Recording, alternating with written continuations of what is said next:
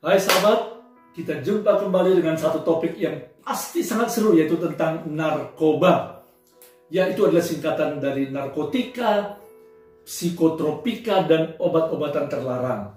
Narkotika berasal dari bahasa Inggris narcotics yang artinya obat bius. Banyak orang yang menjadi korban narkoba ini, khususnya anak-anak muda. Pertanyaannya adalah, bisakah seseorang yang sudah terikat atau kecanduan bertahun-tahun terlepas dari narkoba? Tahukah Anda bahwa dampak kerusakan dan kehancuran akibat narkoba terhadap kehidupan dan masa depan seorang sangat besar? Sehingga tidak heran jika ada orang yang menyebutnya sebagai barang haram atau pil setan. Dalam video kali ini, Anda akan menyaksikan ada dua orang yang pernah terbelenggu dan kecanduan narkoba. Kehidupan mereka begitu parah sehingga menyusahkan banyak orang dan termasuk keluarga mereka. Dan mereka pun sempat putus asa. Dapatkah mereka terlepas dan bebas dari benda haram tersebut? Masih adakah harapan buat mereka setelah bertahun-tahun mereka diperbudak oleh narkoba? Tetapi sebelum menyaksikan tayangan tentang mereka itu guys, ikuti dulu ulasan berikut supaya lebih jelas lagi tentang bagaimana dampak buruk narkoba. Nah, mari kita baca dalam 1 Korintus pasal 10 ayat 23 disebutkan, segala sesuatu diperbolehkan, benar, tetapi bukan segala sesuatu berguna. Segala sesuatu diperbolehkan, benar, tetapi bukan segala sesuatu membangun. Nah, mungkin Anda berkata, mana ada larangan dalam Alkitab tentang nggak boleh mencoba narkoba? Betul, saudara. Tapi kita harus berhati-hati dalam pergaulan atau mengkonsumsi makanan atau minuman atau apapun ke dalam tubuh kita. Rasul Paulus berkata, tidak segala sesuatu berguna atau bermanfaat, termasuk mengkonsumsi narkoba. Udah jelas gak bermanfaat, tidak membangun, bahkan sia-sia. Kenapa harus dicoba? Nah, mari kita baca lagi dalam 1 Korintus pasal 6 ayat 12. Segala sesuatu halal bagiku, tetapi bukan semuanya berguna. Segala sesuatu halal bagiku, tetapi aku tidak membiarkan diriku diperhamba oleh suatu apapun. Nah, banyak orang yang kecanduan narkoba bercerita bagaimana mereka itu sangat menderita oleh narkoba itu. Bahkan ketika mereka lagi yang namanya sakau, mereka tuh tak berdaya dan benar-benar diperbudak oleh benda haram tersebut. Maka jelaslah itu tidak sesuai dengan Alkitab. Makanya Rasul Paulus berkata, aku tidak membiarkan diriku diperhamba oleh apapun termasuk narkoba. Nah, pertanyaan berikut, bagaimana dengan pengendara narkoba? Apakah salah? Mereka banyak dapat untung ya, pengendara narkoba. Nah, saya bacakan Amsal pasal 10 ayat 16. Upah pekerjaan orang benar membawa kepada kehidupan, tapi penghasilan orang fasik membawa kepada dosa.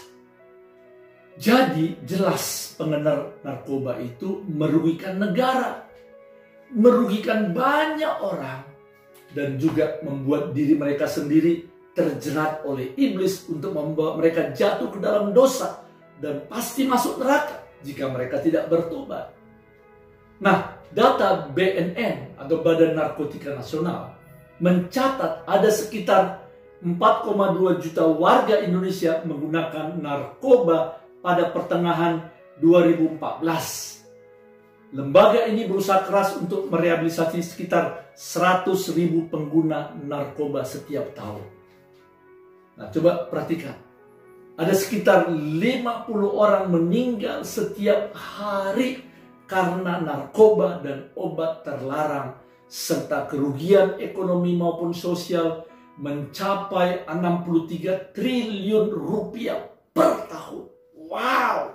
Angka kematian yang sangat tinggi dan jumlah uang yang sangat besar terbuang sia-sia begitu saja akibat narkoba atau barang haram itu. Begitu banyak korban narkoba menghadapi masa depan yang suram dan hancur. Termasuk pelajar SMP, SMU mahasiswa di kampus, karyawan, bahkan menimpa cukup banyak artis di negara tercinta ini. Jadi jelaslah masa depan seorang yang terbelenggu narkoba itu namanya madesu atau masa depan suram.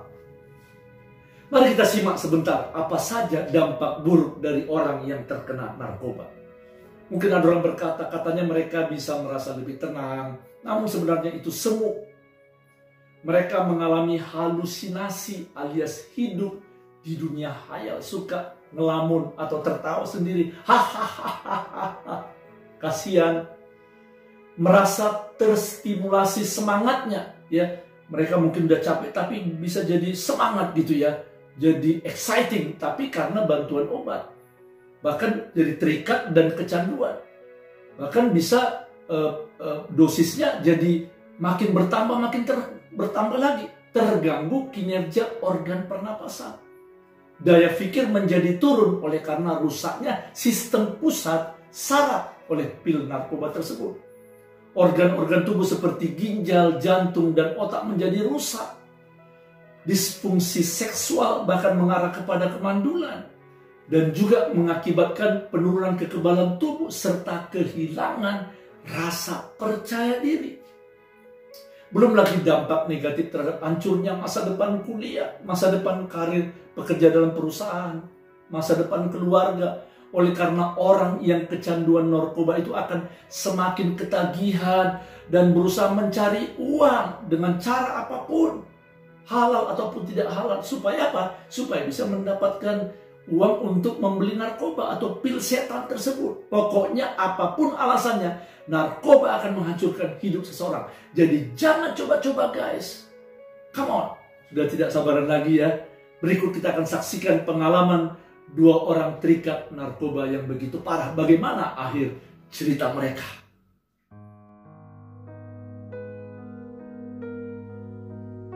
Shalom. Perkenalkan, nama saya Wilson Napitupulu. Saya mau bersaksi bagaimana saya bisa lepas dari keterikatan masa kelam saya. Tahun 1992, saya tamat SMA, lalu berangkat ke Jakarta, tujuan untuk mencari pekerjaan. Saya bertemu seorang teman dan mengajak saya bekerja di sebuah klub malam. Di klub malam inilah saya mulai mengenal narkoba jenis ekstasi, minuman keras, rokok, dan dunia malam. Awalnya hanya ingin mencoba-coba, tetapi akhirnya jadi kecanduan dan keterikatan. Pernah mengalami overdosis karena kebanyakan nenggak pil ekstasinya, sampai akhirnya mulut berbuih, tidak sadarkan diri. Dan teman saya membawa saya ke rumah sakit, baru saya bisa pulang kembali ke rumah. Saya pernah ke level yang paling tinggi, yaitu sakau. Kalau sudah sakau, pasti badan menggigil, seperti kelaparan, mata redup, seperti orang gila, karena sangat membutuhkan ekstasi. Kalau udah dikonsumsi kembali, baru kita merasakan ketenangan. Pernah juga mencoba untuk mau bunuh diri, berbicara sendiri jalan sana jalan sini, mondar-mandir tengah malam sampai subuh di jalanan, sampai mengalami stres, depresi, gak percaya Tuhan, putus asa, gak tahu kemana mau pergi, sakit, pingin rasanya mati tiba-tiba begitu aja, supaya saya nggak merasakan apa yang sudah terjadi dalam hidup saya. Inilah yang saya alami selama kurang lebih 7 tahun selama saya bekerja di Jakarta di nightclub. Tahun 1998, saya berkunjung ke Kota Duri untuk mengunjungi kakak saya yang ada di Kota Duri. Saya bersyukur bisa bertemu dengan kakak saya atau bang ipar saya. Namun, setelah seminggu kemudian, saya mau kembali ke Jakarta. Tapi abang ipar saya tidak mengizinkan saya kembali.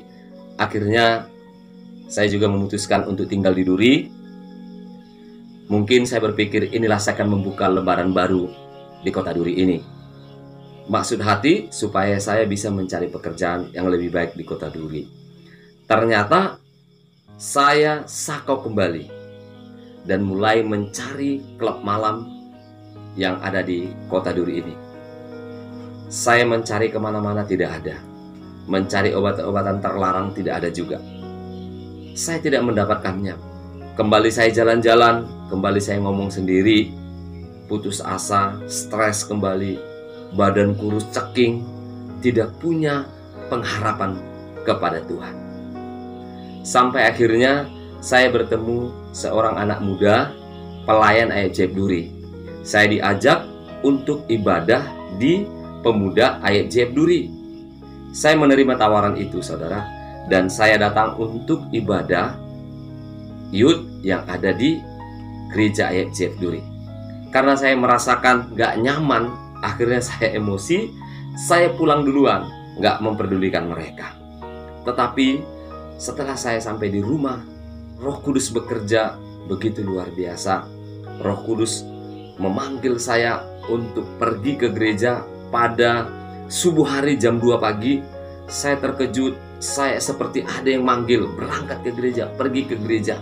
Akhirnya, sadar atau tidak sadar, saya pergi ke gereja, melihat situasi gereja, dan saya sampai di gereja, saya tegur, ada seorang pelayan di situ sedang duduk, dan saya minta izin supaya saya tinggal di gereja, tidur untuk istirahat pada saat itu. Puji Tuhan, saya diizinkan tinggal di gereja AFJF. Waktu itu sampai saat ini gembalanya adalah Pastor Herdi Huta Barat. Di gereja inilah saya mulai dimentor, dibimbing, didoakan, dimuridkan oleh Pastor Herdi.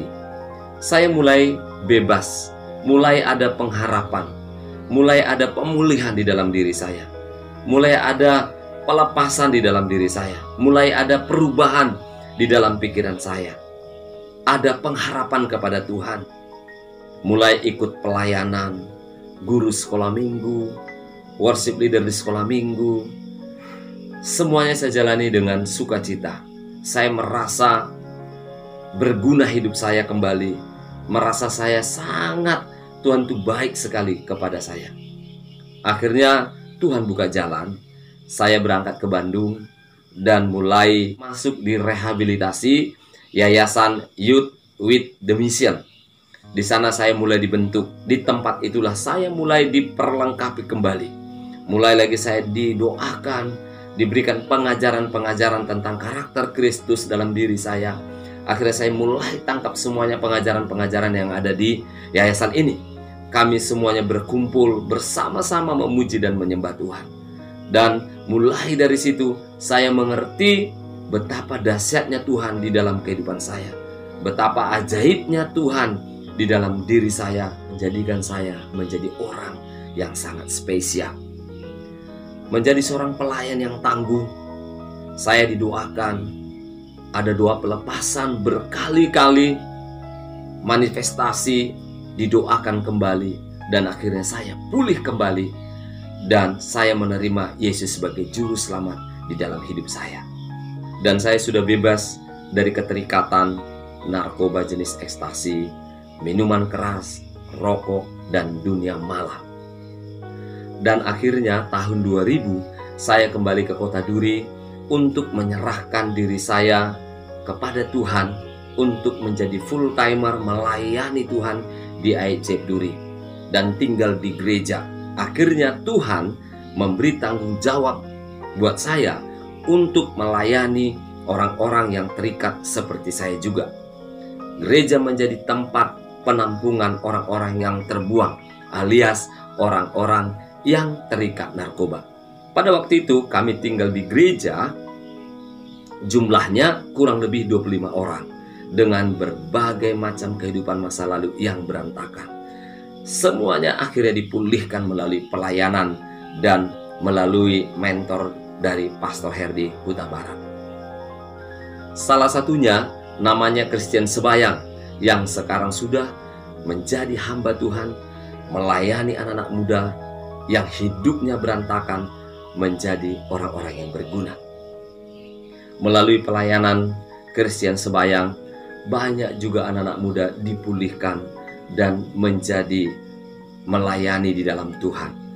Nah, saudara, pesan saya, jangan bermain-main yang namanya narkoba. Khususnya untuk anak-anak muda, jauhi narkoba. Karena narkoba adalah pil setan yang menyesatkan.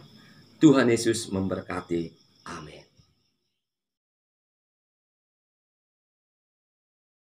Salam, saya Chris Sebayang. Saya bersyukur sekali kepada Tuhan.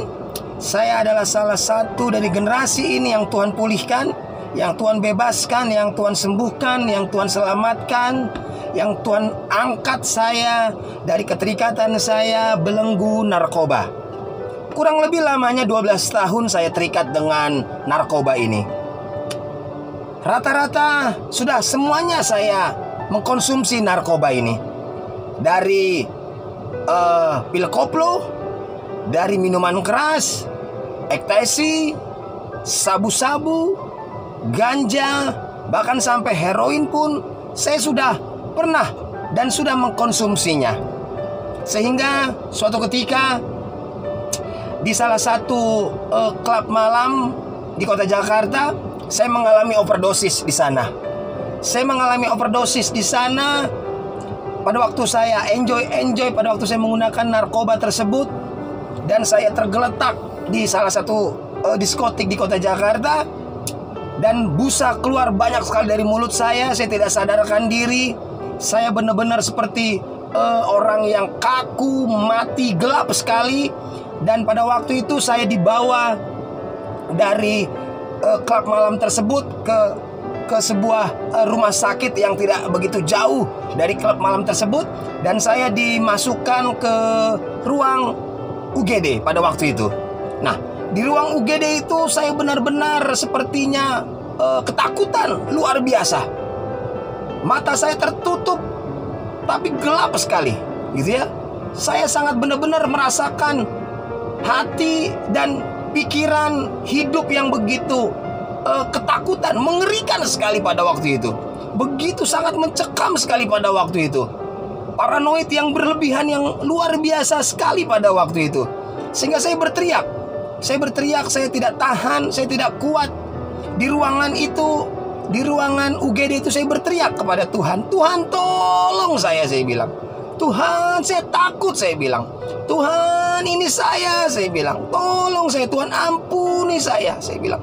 Saya terus berteriak, Tuhan tolong, karena kurang lebih lamanya 10 sampai 14 jam itu ya saya sadar, tapi saya tutup mata gitu. Tapi saya gelap, ketakutan gitu.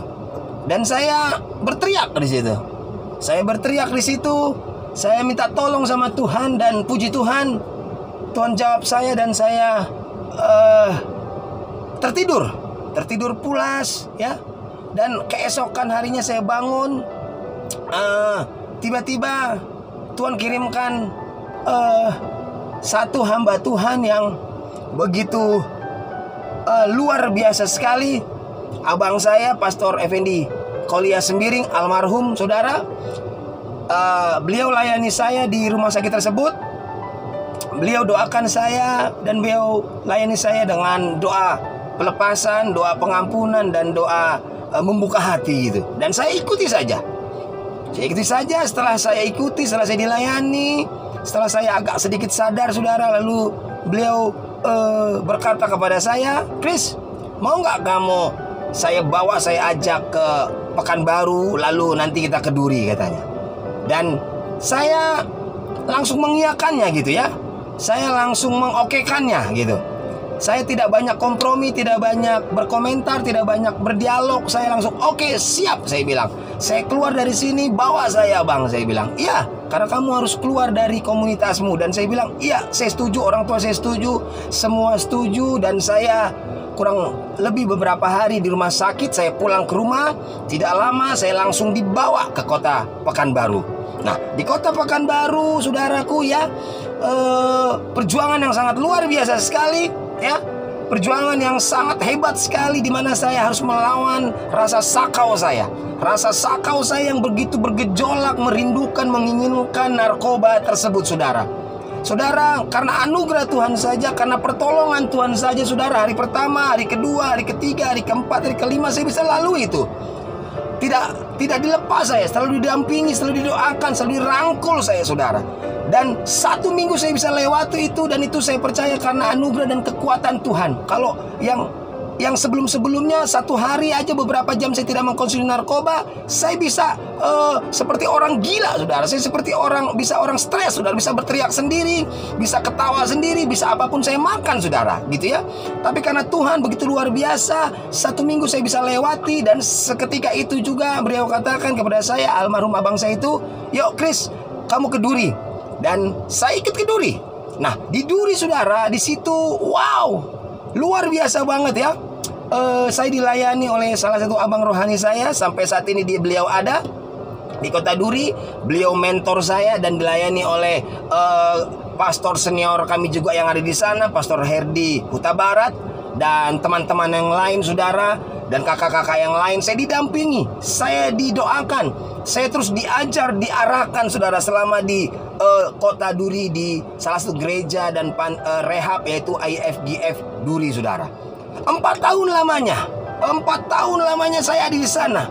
Dan sekali lagi, saudara, karena Tuhan saja, saudara, karena Tuhan saja saya bisa benar-benar dipulihkan.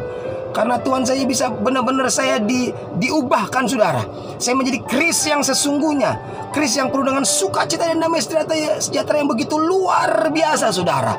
4 tahun Tuhan pulihkan saya. Seharusnya menurut psikiater 40 tahun sampai 50 tahun pecandu narkoba itu bisa dipulihkan. Tapi karena Tuhan saja 4 tahun selama saya di kota Duri, saya dilayani, saya diubahkan dan pakai Tuhan begitu luar biasa. Dan saya katakan sama Tuhan, ini aku Tuhan. Dan saat ini saya dan istri melayani di sebuah gereja lokal, di mana saya sebagai gembala sidangnya, gembala sidang bersama dengan istri saya di salah satu gereja yang kami beri nama adalah Army of God Youth Life Spring Ministry. Kurang lebih sebanyak 250 anak muda dan berbagai latar belakang dan status, baik itu sekolah, mahasiswa, saat ini sedang kami layani, saat ini sedang kami mentori, saat ini sedang kami bina, saat ini sedang kami benar-benar siapkan untuk menjadi pemimpin-pemimpin masa depan yang begitu luar biasa, saudara. Dan kami sangat enjoy, kami sangat bersyukur sekali Tuhan kasih kepercayaan kepada kami untuk melayani gereja anak muda ini. Jemaatnya semuanya anak muda ini, saudara. Dan saudara, semua karena Tuhan saja. Semua karena Dia yang begitu sangat baik sekali dalam kehidupan saya, saudara. Sehingga Dia pakai saya sekarang ini untuk melayani banyak generasi muda, banyak gereja, banyak kota-kota, untuk saya boleh membangkitkan sebanyak-banyaknya generasi ini untuk Tuhan, saudara. Oleh karena itu, saudaraku, saya sarankan kepada semua anak muda dimanapun berada, saudara, jangan pernah coba dan cicipi sedikit pun narkoba tersebut. Jangan, saudara. Kalau saudara sudah terikat, saudara akan tersesat dan saudara akan sulit sekali keluar. Kalau bukan karena Tuhan, saudara tidak akan pernah bisa keluar dan bebas dari belenggu narkoba, saudaraku. Jangan pernah sentuh, jangan pernah pegang, saudara. Saya mencekam sekali, saya ketakutan sekali, saya benar-benar hilang harapan sekali, saudara. Hal-hal kriminal pun saya lakukan, saya kerjakan untuk saya bisa mendapatkan barang narkoba tersebut, saudara. Jangan, saudara, jangan.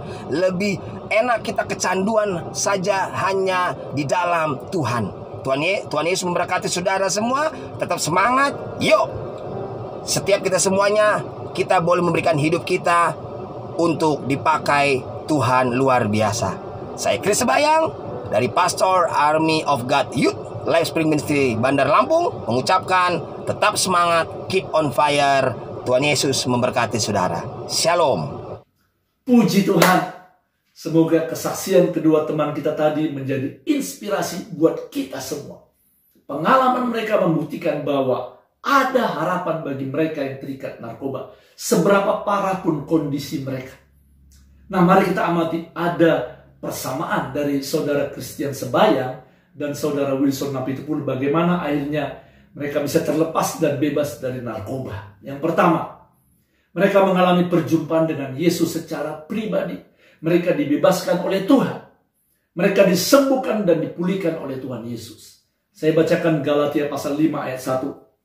Supaya kita sungguh-sungguh merdeka. Kristus telah memerdekakan kita. Karena itu berdirilah teguh dan jangan mau lagi dikenakan kuk perhambaan. Jadi hanya Kristus yang bisa memerdekakan kita, saudara dan saya, termasuk narkoba. Dalam kesempatan ini, saya memberitahukan kepada Anda bahwa jika Anda terikat dengan sesuatu, apakah narkoba, saudara ambillah keputusan. Bukan kebetulan Anda menyaksikan program ini. Ambil keputusan, terima Yesus masuk dalam hatimu. Maka Yesus berkuasa akan membebaskan Anda dari keterikatan apapun termasuk narkoba. Tadi Anda sudah saksikan bagaimana Christian dan Wilson yang hidupnya tidak ada artinya, penyesalan, dan merugikan banyak orang. Akhirnya mereka diubah menjadi berkat, bahkan menjadi hamba Tuhan. Yang kedua, mereka dibimbing dengan kasih dan perhatian, dimentor, didoakan, dan mereka bertumbuh dalam pengenalan akan firman Tuhan. Mereka mulai menyadari siapa diri mereka dalam Kristus. Jati diri, gambar diri mereka diubahkan, dipulihkan. Kalau tadinya mereka merasa minder, merasa hidup terbuang sia-sia, maka lewat bimbingan dan pengajaran firman Tuhan, mereka bangkit dan percaya diri. Yang ketiga, selama bertahun-tahun mereka berada atau ditempatkan dalam lingkungan yang positif untuk membangun karakter serta iman mereka. Mereka didukung oleh maju dengan teman-teman, mereka merasa diperhatikan, dikasihi, dan akhirnya mereka juga dilibatkan dalam pelayanan di gereja, sehingga mereka lama-kelamaan jadi pulih dan bersemangat kembali. Yuk teman-teman, pesan saya, hati-hati dengan pergaulan Anda. Sebab firman Tuhan juga berkata, pergaulan yang buruk merusak kebiasaan yang baik. Jauhilah narkoba dan jauhilah orang yang membujuk Anda untuk terlibat narkoba. Apapun alasannya, jauhilah. Jika Anda ingin memberi komentar, memberi saran, masukan, atau ingin membagi pengalaman pribadi sehubungan dengan terlepas dari narkoba, supaya bisa bermanfaat bagi banyak orang, silakan tulis dalam ruang komen atau chat dalam YouTube ini. Sampai jumpa di lain waktu. Keep on fire and be inspired. God bless you.